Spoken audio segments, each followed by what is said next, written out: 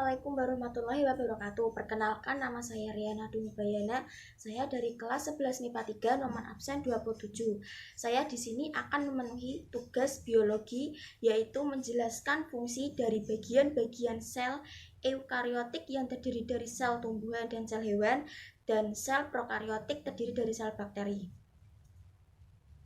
Yang pertama ada sel eukariotik, yaitu sel tumbuhan.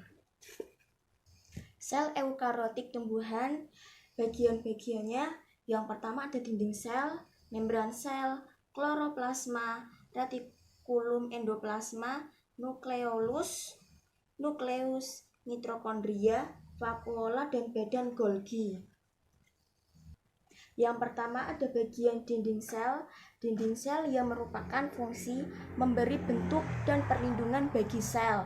Yang kedua ada membran sel.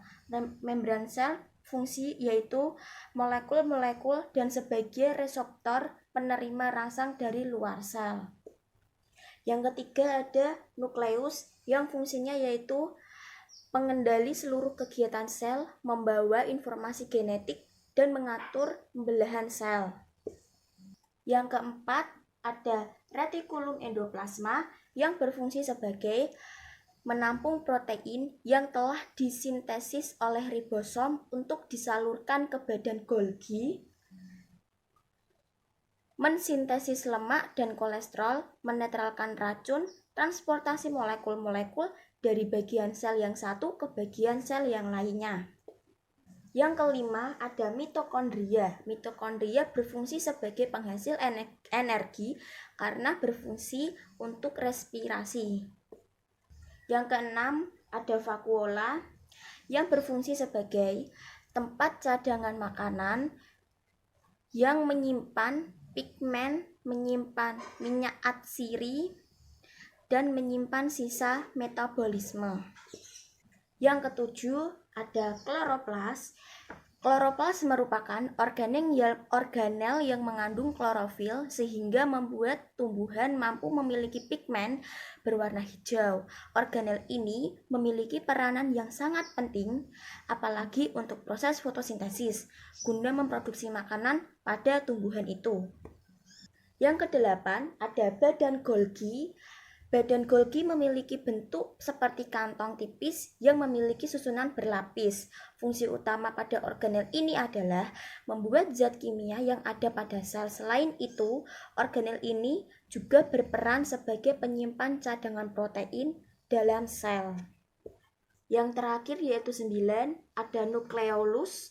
Nukleolus adalah sebagai tempat berlangsungnya sintesis RNA. Di dalam nukleus, informasi genetik yang dibawa oleh DNA diraikan sehingga menghasilkan RNA. Molekul RNA nantinya akan berfungsi sebagai penyusun organel ribosom di dalam sitoplasma. Sekian dari saya penjelasan sel eukariotik tumbuhan, fungsi dan bagian-bagiannya. Jika ada salah, mohon dimaafkan. Sekarang bagian yang kedua yaitu sel eukariotik sel hewan. Ini adalah gambaran dari sel hewan eukariotik. Sel hewan atau sel eukariotik ini memiliki bagian-bagiannya terdiri dari retikulum endoplasma halus tanpa ribosom, inti sel, membran inti, sitoplasma, membran sel, lisosom, ribosom, badan Golgi, mikrotubul, retikulum endoplasma kasar dengan ribosom, mitokondria, yang terakhir ada sitoskeleton. Yang pertama yaitu ada membran sel. Membran sel adalah bagian paling luar yang membungkus sel yang tersusun atas lemak dan protein. Fungsi membran sel yaitu melindungi sel penerima rangsang dari luar, mengatur keluar masuknya zat. Yang kedua yaitu ada retikulum endoplasma. Retikulum endoplasma, bagian sel yang berbentuk benang-benang yang ada di inti sel. Retikulum endoplasma ini terbagi menjadi dua, yaitu retikulum endoplasma halus retikulum endoplasma halus, dan retikulum endoplasma kasar. Retikulum endoplasma halus atau tanpa ribosom yaitu adalah melekat dengan ribosom. Sedangkan retikulum endoplasma kasar ialah melekat pada ribosom atau dengan ribosom. Fungsi retikulum endoplasma adalah alat transportasi zat dalam sel sendiri, sintesa protein atau REK, mensintesis lipid dalam sel atau REH, membantu dalam detoksifikasi sel-sel berbahaya pada sel. Yang keempat, ada sitoplasma. Sitoplasma yaitu cairan sel yang segala sesuatu yang larut di dalamnya, terkecuali nukleus atau inti sel dan organel, serta sitoplasma terdiri atas protein material dan air. Fungsi sitoplasma tersendiri yaitu sumber bahan kimia sel, tempat berlangsungnya metabolisme sel. Yang kelima, ada mitokondria. Mitokondria yaitu organel paling besar yang merupakan mesin dalam sel. Mitokondria berbentuk mirip dengan cerutu atau rokok yang memiliki dua lapis membran yang lekak-lekuk dan dinamakan kritas. Fungsi mitokondria itu adalah menghasilkan energi dalam bentuk ATP dan respirasi seluler. Yang keenam, ada lisosom. Lisosom yaitu organel yang berbentuk kantong terikat di membran yang berisi kandungan enzim hidrolitik yang dipakai dalam mengontrol pencernaan intraseluler dalam keadaan apapun. Fungsi lisosom, pemasukan makromolekul dari luar menuju ke dalam sel dengan mekanisme endositos, mencerna materi dengan memakai fagositos, dan mengontrol pencernaan intraseluler. Yang ketujuh, ada mikrotubul atau mikrotubulus. Mikrotubulus yaitu organel sel yang di dalam sitoplasma yang ditemukan pada sel eukariot dan berbentuk silindiris, panjang dengan diameter dalam kurang lebih 12 nm dan diameter luar 12 nm. Mikrotubulus bersifat kaku. Fungsi dari mikrotubulus atau mikrotubul yaitu 1. Melindungi sel, 2. Berperan dalam pembentukan flagela, sila, dan sentriol, yang ketiga memberi bentuk sel. Yang kedelapan ada ribosom. Ribosom yaitu organel sel yang padat dan kecil dengan diameter 20 yang terdiri atas 65% RNA ribosom dan 30% protein ribosom.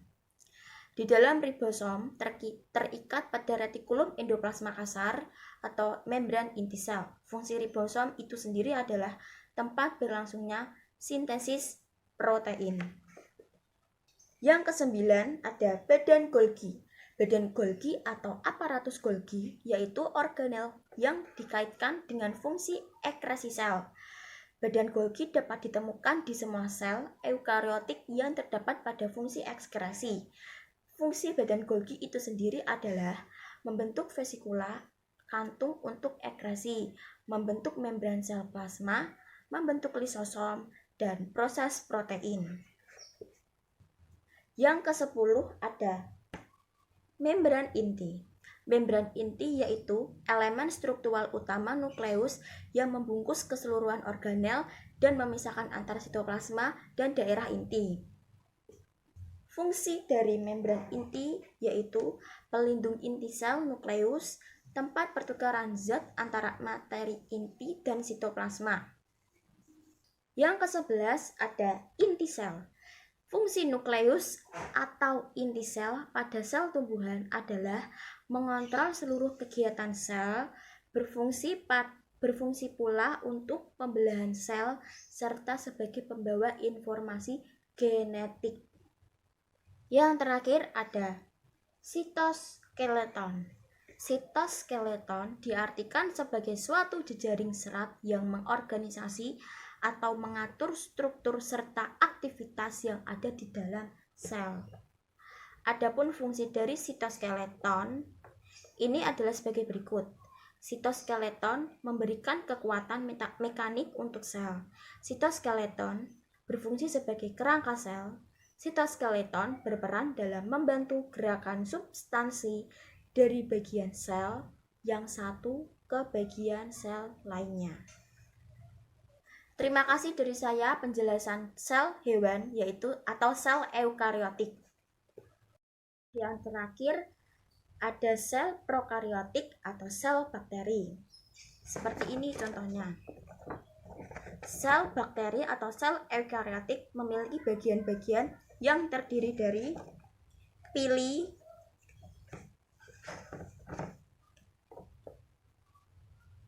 plasmid, ribosom, sitoplasma, membran sel, dinding sel, kapsul, flagellum, dan nukleus. Yang pertama ada pili. Pili atau pilus adalah struktur berbentuk seperti rambut halus yang menonjol dari dinding sel. Pili tersusun dari protein dan banyak terdapat dalam bakteri gram negatif. Fungsi pili adalah sebagai tempat masuknya materi genetik selama perkawinan dan membantu pelekatan diri pada jaringan hewan atau tumbuhan. Pili bukan sebagai alat gerak. Terdapat pula fimbria yang berupa pili tetapi lebih pendek. Yang kedua ada plasmid. Plasmid adalah DNA ekstrakromosomal yang berukuran lebih besar, yang berukuran lebih kecil dari kromosom dan berbentuk sirkuler. Fungsi plasmid adalah membawa sifat non-esensial dari DNA yang memberi kentungan pada sel prokariotik seperti resistensi antibiotik, virulensi, kemampuan menyebabkan penyakit, dan konjugasi. Berbagai plasmid adalah sel prokariotik lain. Plasmid juga terdapat di beberapa mikroba eukariotik seperti ragi contohnya. Yang ketiga ada ribosom. Ribosom adalah mesin nanosintesis protein. Sel prokariotik memiliki banyak ribosom. Fungsi ribosom adalah melakukan translasi dalam sintesis protein yang mengubah kode genetik DNA menjadi protein. Terdapat beberapa perbedaan antara ribosom prokariotik dengan ribosom eukariotik. Ukuran ribosom prokariotik lebih kecil dan RNA yang lebih sedikit. Yang keempat ada sitoplasma. Sitoplasma adalah cairan sel di dalam membran sel yang tersusun atas air, protein, lipid, mineral, dan enzim. Fungsi sitoplasma adalah sebagai tempat berlangsungnya reaksi metabolisme dan menyimpan cadangan makanan dalam bentuk granula tidak larut air. Yang kelima ada membran sel. Membran sel adalah membran biologis semi permeable tipis yang terdiri dari dua lapis fosfolipid dan tertanam dengan protein. Fungsi membran plasma adalah sebagai pelindung sel terhadap lingkungan ekstraseluler dan mengatur lalu lintas zat-zat keluar masuk sel. Yang keenam ada dinding sel. Dinding sel adalah struktur pelapis bagian luar sel yang lebih keras dan kaku yang berada di antara kapsul dan membran plasma. Terdapat pori-pori untuk jalan masuk keluar molekul. Fungsi dinding sel adalah untuk memberi bentuk dan melindungi organel internal sel. Yang ketujuh ada kapsul. Kapsul atau kapsula adalah lapisan terluar dari bakteri dengan ketebalan bervariasi di tiap jenis bakteri. Lapisan tebal disebut kapsul yang tersusun dari glikoprotein. Sedangkan lapis tipis disebut lapis lendir yang tersusun dari air dan polosakarida dan biasanya terdapat pada bakteri bersifat saproba. Fungsi kapsul adalah sebagai pelindung sel, mencegah sel kekeringan, membantu melekat diri dengan bakteri lain atau pada organisme lain, dan melindungi bakteri patogen dan pengaruh antibodi sel inang. Yang kedelapan ada flagellum atau flagella.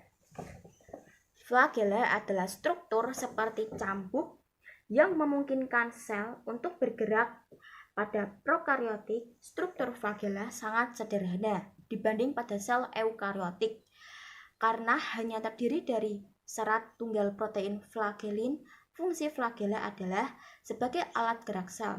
Gerak flagella prokariotik seperti memutar-mutar. Yang terakhir ada nukleoid.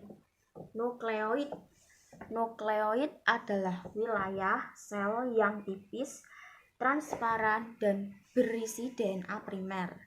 Bentuknya tidak beraturan dengan ukuran nukleoid bervariasi bergantung pada jenis sel. Fungsi nukleoid serupa dengan inti sel, nukleus atau nukleus pada eukariotik, hanya saja tanpa membran inti, sehingga mengalami kontak langsung dengan sitoplasma. Itu adalah bagian-bagian atau penjelasan fungsi dari sel prokariotik atau sel bakteri. Terima kasih dari saya. Bila ada salah kata mohon dimaafkan. Wassalamualaikum warahmatullahi wabarakatuh.